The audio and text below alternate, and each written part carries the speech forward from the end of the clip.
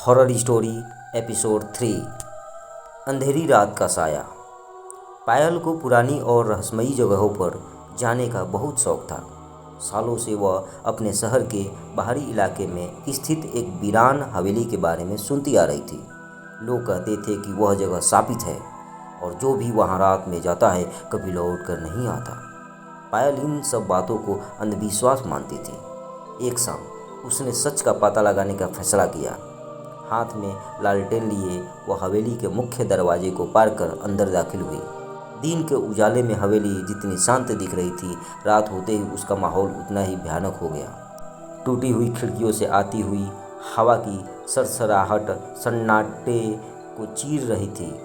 पायल लालटेन की रोशनी में आगे बढ़ने लगी। हवेली के लंबे और सुनसान कॉरिडोर में चलते हुए उसने खुद से कहा, क्या यह वाकई शापित है?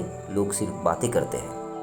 उसे लगा कि लोग बेवजह ही इस जगह से डरते हैं। जैसे जैसे रात गहराती गई, हवेली का सन्नाटा भारी होने लगा। कॉरिडोर के एक कोने पर पहुंचकर पायल ठिठक गई। उसके मन में एक अजीब सी घबराहट पैदा होने लगी। उसने सोचा, रात में यह घर कुछ अलग लगता है। तभी अचानक मौसम में एक अजीब सा बदलाव आया। गर्मी के मौसम में भी हवेली के अंदर का तापमान तेजी से गिरने लगा।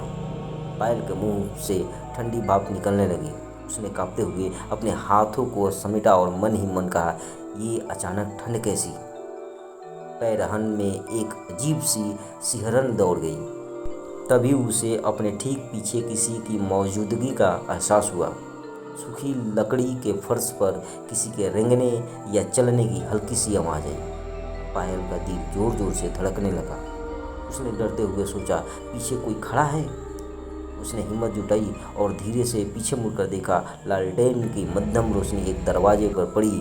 वहां अंधेरे से लिपटा हुआ एक विशाल काला साया खड़ा था। उस साये का कोई चेहरा नहीं था, बस उसकी दो आंखें आंगरे की तरह लाल चमक रही थी। यह देखकर पैर के पैरों तले जमीन खिसक गई। उसके मुंह से बस इतना ही निकला, वह सच सच सच है। लोगों की कही बातें अब अंधविश्वास नहीं, बल्कि उसके सामने खड़ा एक खौफनाक सच बन चुकी थी। वह साया तेजी से पायल की तरफ बढ़ने लगा। डर के मारे पायल की चीख निकल गई।